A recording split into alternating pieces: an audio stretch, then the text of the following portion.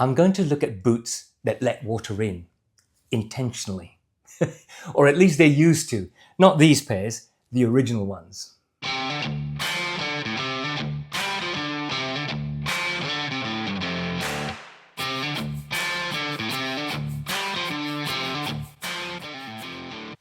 G'day, my name is Tech and welcome back to Bootlosophy.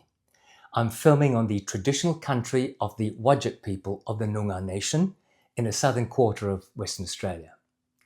In this video, I'm going to be comparing these 4 brogue boots. To start off with, let's talk about the word brogue, which is actually Gaelic for shoe.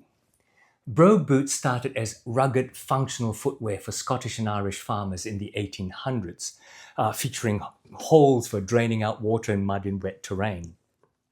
Over time, these drainage perforations, or broguing, evolved into decorative patterns, transforming them from country utility shoes into sophisticated fashion statements embraced by the upper classes during the Jazz Age, and then becoming a versatile style that encompassed both dressy and casual clothing. The name wingtip, describing what the Brits more typically call full brogues, is more common in America. The wingtip describes a specific brogue toe shape, like a W or an M, which form the wings of a bird. It's one of my favorite dressy shoes. When I was working in the UK and later in the US during the 80s, brogues were, or in fact had become, a shoe that you wore with 3-piece suits or double-breasted suits in accountants' and lawyers' offices. I bought a Florsheim wingtip shoe in Chicago in the late 80s when Florsheims were made properly. And when I realized they made brogue boots, I lusted after one until I was able to buy myself the Joseph Cheaney Tweed boots that I'm about to tell you about. I'm going to compare the Joseph Cheaney Tweed boots, the Tricker Stow, this one from a small retailer and manufacturer called Herring, and the Thursday Boots wingtip boots. I'm going to compare them in terms of style and design, comfort and value. But first, I'll just give you a quick rundown of the boots. Taking the Cheaney Tweed first, they're made by Joseph Cheaney and Sons, founded in 1886 and based in Northampton in the UK. It's still a family-owned company, but now owned by the Church family. Now, the tweed is in full grain leather with a Scotch grain texture in a color, this one called almond. The sole is day-night studded rubber outsole, and it's connected to the uppers using the Goodyear welted method of construction. Next is the Tricker Stow boot. Trickers was founded in 1829 and are also based in Northampton, which is the Pacific Northwest of quality UK shoemaking. The most famous model is the one in the acorn tan color and calf leather, but like Viberg's service boots, they have several iterations. And this one is made from a waterproof nubuck called Hydro Nubuck. It is also Goodyear welted and also with a day-night studded outsole. Our third boot is from a brand in southwest England in Devon called Herring. They were founded in 1966, originally as a retailer of UK-made footwear, especially those from Northamptonshire like Trickers and Cheaney, and also Loke and Barker. They then started to offer their own boots, but made for them by partner factories from the Northamptonshire brands, as well as factories in Europe. This model is called the Corsham, presumably named after the market town in Wiltshire that's not very far away from Devon. The uppers are in a full grain calf, also embossed with a grain structure and Goodyear welted on a light and soft compound Commando Lud sole. Incidentally, the Scotch grain uppers are popular for this type of boot because it's said to resist scuffs and knocks better, yet also able to take a shine when cleaned up, which presumably is why American Thursday Boots wingtip boot also uses a pebble grain leather on some panels and a hand-painted chiaroscuro dyed pattern on the flat panels. Thursday, of course, started in 2014. It is New York based, but make most of their boots in Leon, Mexico. Out of all the brands that I've known since I started collecting boots in 2020, Thursday is the only one that has not changed its prices, usually less than $200 US for most of its different models. This one is also a full grain bovine leather, and it is also Goodyear welted and built on a pour-on insole for comfort and a thick rubber proprietary studded outsole that looks like day-night. I'm going to look at the design of these boots next, but before I go on, can I remind you to click on like if you're liking this video so far, and also subscribe if you're not already. It'll help me out. So looking at their style and design, the Cheaney, Stow and Corsham boots are all described as English country boots in style. As a style category, not all country boots are brogues and are probably best defined as robust, traditional footwear designed for rural activities like walking, shooting and farming.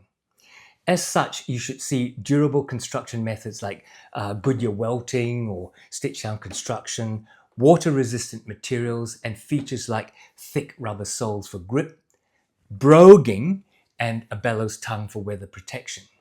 They blend utility with classic British style for both outdoor and casual town wear. So in design, for example, they tend to have a wider forefoot last for comfort while retaining slim and almost almond toe shapes. The Thursday Wingtip has all these characteristics, except that I think it's designed as a dressier city version with a much slimmer last and a pointy chisel toe. Now all four are leather lined to help with weather protection and comfort. The Cheaney Tweed boots have a slimmer last than either the Stow or the Corsham, even though this is built on what they describe as a country last. The storm welt used gives it a good, solid-looking base despite the low-profile midsole and outsole. The slight burnishing at the toe and the heel gives it a pre-used look, even when new. The quarters are large, almost closing up when I lace them up, also as part of keeping out as much moisture as possible. The Tricker Stow boot, even in this non-classic leather, looks the part as well. It has a wide, more rounded front forefoot and toe box, a storm welt, and in this model, quite a low profile. The midsole in the Acorn version appears thicker, so the difference in this is a little more cityfied, whereas the thicker midsole is more country. Like the Cheaney, it also has large quarters in the tradition of country boots. But weirdly, while the Cheaney has a semi-gusseted tongue, this Stow model does not. Next is the Herring Corsham. Now this is not unlike the Tricker Stow in looks, you have to say. It too has a wider forefoot and a rounded toe box, but the brogue holes tend to be bigger and more prominent. It also has large quarters that close up when laced. The thick but lightweight Italian rubber outsole makes it look like a chunky boot, ready for long walks over long wet grass, and while it's also Goodyear welted, so water resistant, it is disappointing that the welt is rubber or plastic, but that has an effect on the price, which I'll talk about later. Finally, here is Thursday's Wingtip in dark oak. The style is quite different. In my size, it's longer, allowing for a slim, sleek last shape that ends at a pointy chiseled toe. There is quite a distance in this boot between the end of my toe and the tip of the boot. The thickness of the leather midsole and rubber outsole balances the longer look though, I think. It's styled to look like it sits solidly on the ground. I think in this leather it's quite a dressy boot, and I tend to wear this with suits. The quarter pieces are not as large as the English boots, and the tongue is not gusseted. While also Goodyear welted for water resistance and resolability, I think this design is much more of a city boot than a country walking boot. But that's fine. In the 21st century, I doubt many people who buy Northampton-made Brogue boots really use them to stay in country manners and go walking and shooting in the English countryside. Next, let's talk about sizing, fit and comfort. Taking the Cheaney Tweed first, it is true to size, but in the UK convention, which means one number down from the US. My US Brannock size is 8.5, which means my true UK size is 7.5. I take this in 7.5 in their F for average width fitting. Now this is my oldest Brogue boot, as I think you can see. The patina is now fabulous, and after a decade of conditioning, the leather is so soft and supple. It fits me really well, but after so long, the leather insoles have started to curve up at the edges a bit, so I'm beginning to feel the edges of the insole at the edges of my feet. While the day-night outsole still has a lot of life in it, I think I may be due a resole soon, and perhaps a renewal of the cork filling will also help. Now this is a pretty comfortable boot due to the way it fits. The broken-in suppleness of the leather in the shaft and the way the design supports my foot, and also the supportive but flexible wood shank used by UK manufacturers. The insoles have definitely taken on the shape of my feet. Looking at the Tricker Stow, this is my newest Brogue boot. While I include it in my 12 boots in 12 weeks series, I can't honestly say I've completed the break-in on these boots. And with that in mind, I have to say that I don't find this a very comfortable boot. Many of my friends and other boot reviewers have the Acorn version, some of them on the Commando sole. For some reason, there are some construction differences. The Acorn version has a gusseted tongue and what appears to be a thicker midsole and even a thicker day-night outsole.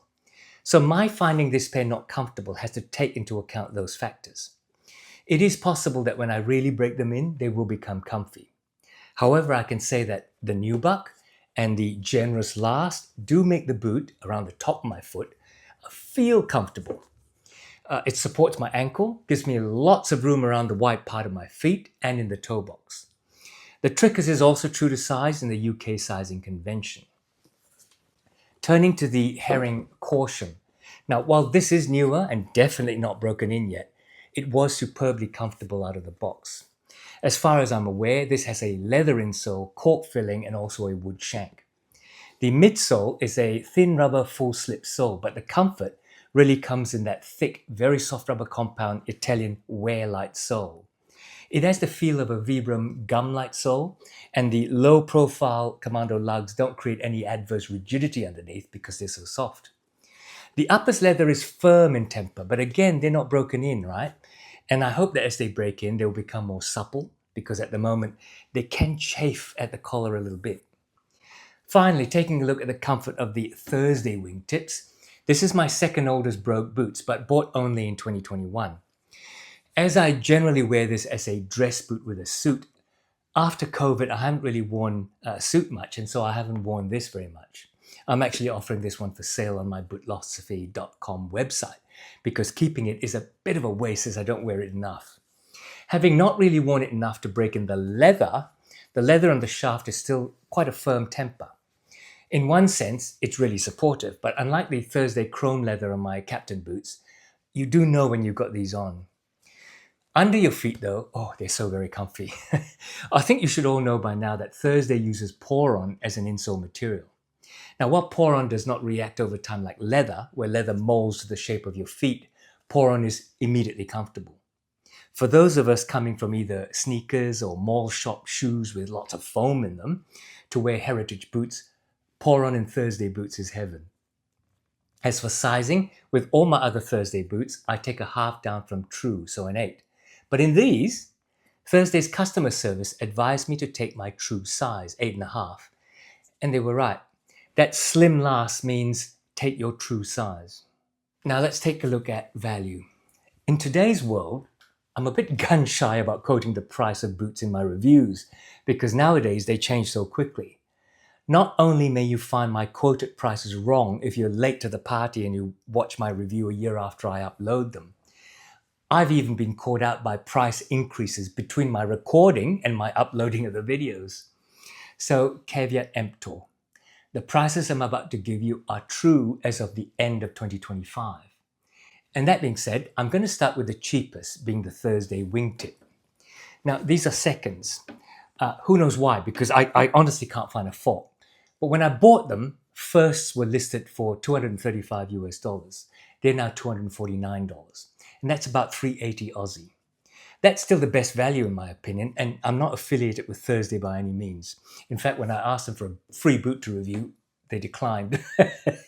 But where else, and when I compare the others you'll see, where else can you get a Goodyear welted boot, well made, with good chrome tanned uppers and hand burnished at that price? I know I haven't worn these much, but knowing how my Vanguards and Captains stood up, I have every faith in their durability. I think they're actually amazing quality. Next, the Cheaney Tweed. These are currently listed as 1,050 Australian dollars. Oh yeah, that's a leap. What do you get for that difference in price? You definitely get better uppers leather. You get a leather insole built on a generous cork filling and a leather midsole. You get a name outsole from Day-Night. You get comfort that gets better, and they do say that Thursday's Poron will break down over time.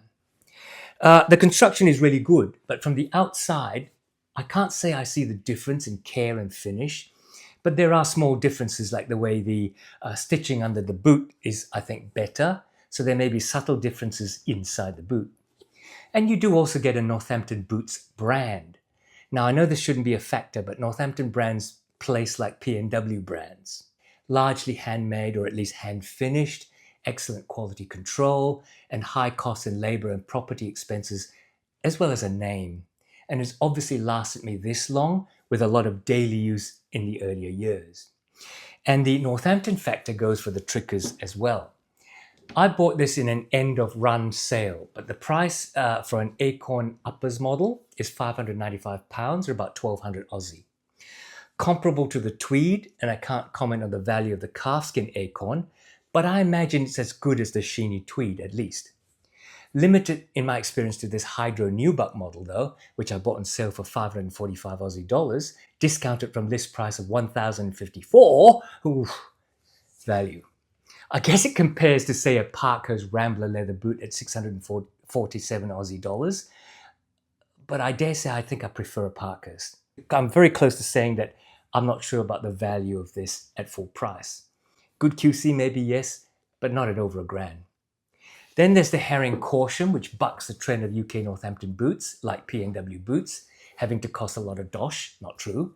There are some reductions in materials, like for example a plastic welt, and I'm guessing a full unit outsole is cheaper than a leather midsole plus outsole plus a leather stacks.